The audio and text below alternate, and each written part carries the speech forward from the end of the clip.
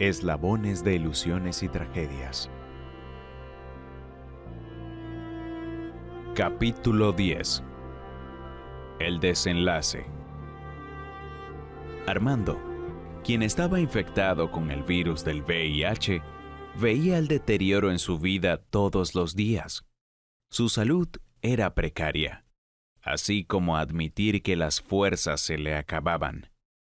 No existía en esa época tratamiento efectivo para detener el avance de tan mortal enfermedad, o para sanarlo definitivamente. Solo eran medicamentos paliativos, pero la enfermedad continuaba su camino letal. En su lecho, los recuerdos revoloteaban en su ya frágil memoria. Sus manos temblaban hasta para sostener un vaso de agua. Estaba muriendo, y lo sabía bien. Pero evitaba por todos los medios que Anabel, don Camilo y su pequeño niño se dieran cuenta. Era consciente que estaba frente al viaje sin retorno. Simulaba que se estaba recuperando, pero no era así. Continuaban las oraciones a Dios de su familia, que llegaban al etéreo universo, de las cuales no se escuchaban respuesta favorable. Pero jamás vivió la soledad en esas semanas de grave enfermedad, puesto que estaba rodeado de amor, cariño y atenciones. Evocaba los días de su juventud. Nunca se perdonó la irresponsabilidad con su familia, con sus amigos y con él. Estaba en libertad, pero preso de una enfermedad incurable que lo tenía postrado y amarrado a una cama, adquirida en los bares de cada puerto cuando era marinero. En las pasiones desenfrenadas de cada mujer desconocida, en los brazos de cada amante de turno, en las furtivas citas incontrolables y prolongadas. Solo Anabel y don Camilo eran su sostén moral y físico. El tiempo seguía transcurriendo. Su cuerpo, cada vez esbelto y escultural, era ahora más esquelético. Muchas veces, su familia lo trasladó a clínicas en momentos de angustias por crisis que se presentaban, pero Armando jamás quiso quedarse en ellas. Prefería que lo devolvieran al calor de su hogar, al cuidado de Anabel y su pequeño niño, y a sentir la amistad de don Camilo, quien sufrió infinitamente con la enfermedad de Armando. Don Camilo lloraba desconsolado en su soledad, en su silencio. Fue una pesadilla que vivió junto a Anabel y su niño. Las oraciones y la fe en Dios eran permanentes. Armando también lloraba en el interior de su propia fe.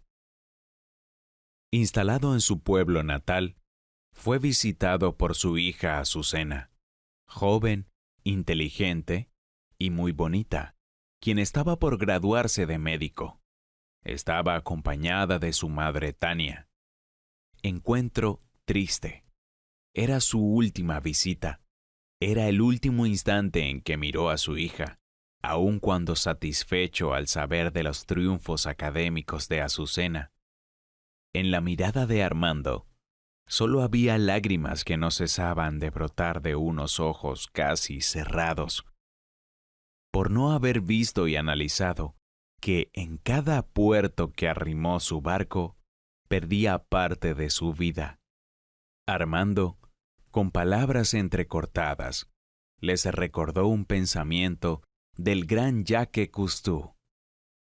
El mar, una vez que ejerce su hechizo, mantiene a uno en su red de maravillas para siempre.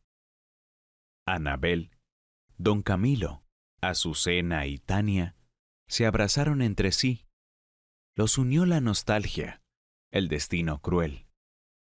Eran dueños de un corazón destrozado por el dolor y la impotencia de ver cómo se diluía una vida amada sin saber qué hacer.